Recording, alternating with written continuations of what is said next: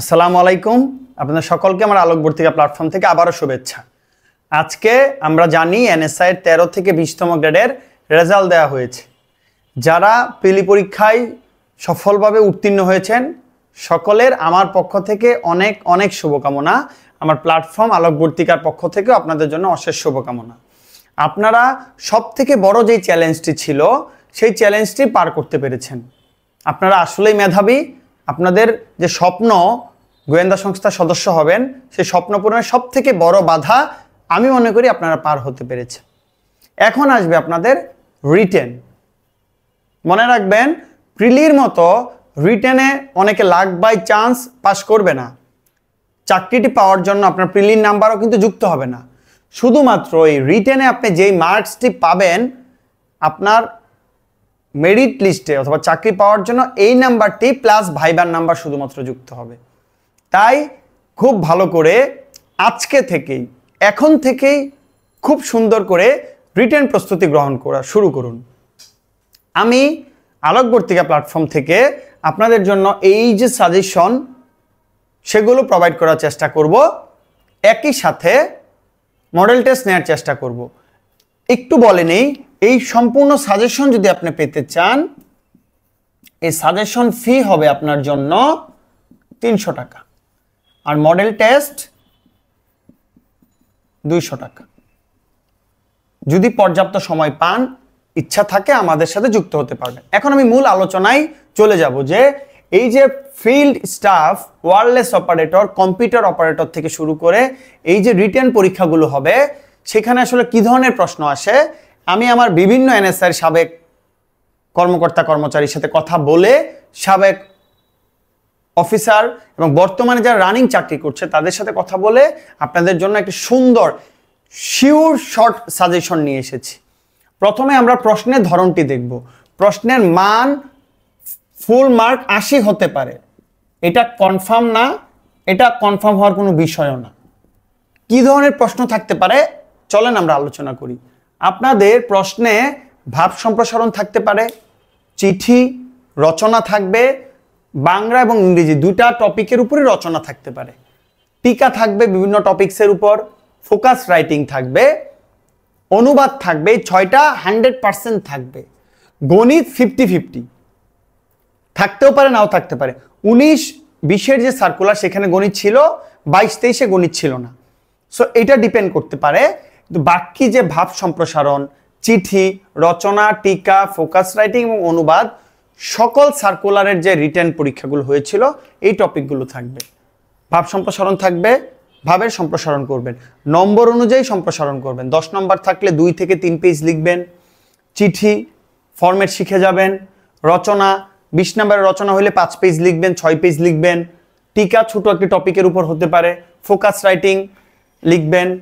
অনুবাদ তো বাংলা থেকে ইংরেজি, ইংরেজি থেকে বাংলা থাকবে, বাংলা থেকে ইংরেজি এবং আপনার ইংরেজি থেকে বাংলা থাকবে। এখন আমরা কিছু গুরুত্বপূর্ণ টপিকস রচনা, ফোকাস রাইটিং, টিকার জন্য সবথেকে ইম্পর্টেন্ট যে টপিকগুলো আপনাদের জন্য সুন্দর করে এখানে সাজিয়ে দিয়েছি। আমি একটি টপিক বলছি, ইরান ইসরায়েল যুদ্ধ। আপনি একটা গোয়েন্দা সংস্থার সদস্য হিসেবে বৈশ্বিক সকল তথ্য সম্পর্কে আপনার জানা থাকতে হবে। গাজা সংকট, বাণিজ্য যুদ্ধ 2.0, ওই যে ট্রাম্প এসে যে টেরিফগুলো যুক্ত করলো, রোহিঙ্গা সংকট আমাদের সব সময়ের জন্য গুরুত্বপূর্ণ। কারণ আপনি গোয়েন্দা সংস্থার সদস্য হইলে দেশের অভ্যন্তরীণ যে স্থিতিশীলতা, আইন শৃঙ্খলা পরিস্থিতি সকল সময় গুরুত্বপূর্ণ। অন্তর্বর্তীকালীন সরকার এবং তার চ্যালেঞ্জগুলো আপনার জানা থাকতে হবে। সাম্প্রদায়িক সম্প্রীতি অনেক বেশি এই প্রশ্নটি আসে এনএসআই এ। সাম্প্রদায়িক সম্প্রীতি নিয়ে, জুলাই গণ অভ্যুত্থান নিয়ে আপনার টু দি পয়েন্টে সবকিছু জানা থাকতে হবে। তারুণ্য এবং দেশপ্রেম খুব ইম্পর্টেন্ট, খুব ইম্পর্টেন্ট। তারুণ্য এবং দেশপ্রেম। অর্থনৈতিক যে চ্যালেঞ্জ আমাদের এখন, দ্রব্যমূল্যের ঊর্ধ্বগতি, ডলার ক্রাইসিস, টাকার অবমূল্যায়ন, সকল ধরনের যে চ্যালেঞ্জ এবং তার থেকে উত্তরণের উপায় আপনার জানা থাকতে হবে। জলবায়ু সম্পর্কে জানা থাকতে হবে। জলবায়ু মানে জলবায়ু পরিবর্তন বোঝানো হয়েছে এখানে।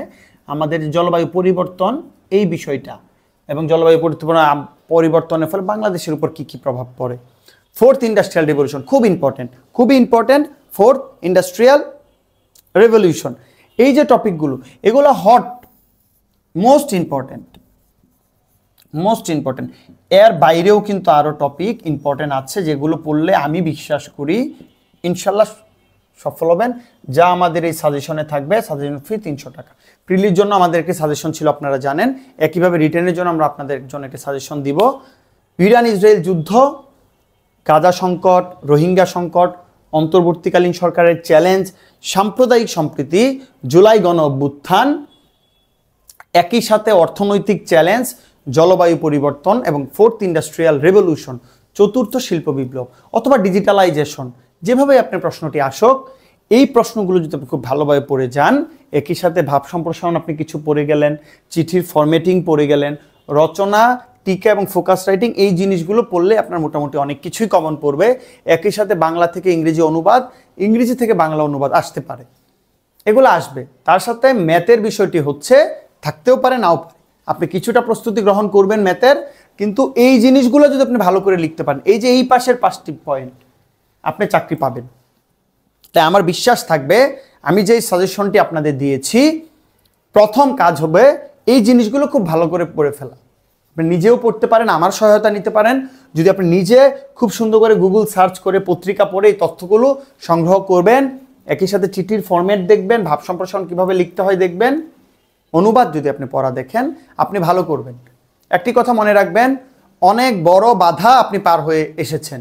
আমার বিশ্বাস এই বাধা আপনাকে কেউ ঠেকাতে পারবে না। আপনি যদি পরিশ্রম করেন, এই 5 থেকে 7 দিন একটানা পরিশ্রম করেন, পরের সপ্তাহের শুক্রবারে পরীক্ষা হতে পারে, সেই বিষয়টাকে মাথায় রেখে আপনি যদি খুব ভালোভাবে প্রস্তুতি গ্রহণ করেন, ইনশাল্লাহ আপনি সফল হবেন।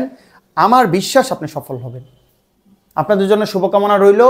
খুব ভালোভাবে আমার দেয়া সাজেশনগুলো ফলো করার চেষ্টা করবেন এবং যে স্বপ্নের পথে এগুচ্ছেন, গোয়েন্দা সংস্থার সদস্য হওয়া, সেই স্বপ্নে সফল হবেন। আলোকবর্তিকা প্ল্যাটফর্ম সবসময় আপনাদের পাশে থাকবে। আমি শেখ মেহেদী হাসান আপনাদের পাশে থাকব। আপনাদের জন্য শুভকামনা রইল। আসসালামু আলাইকুম।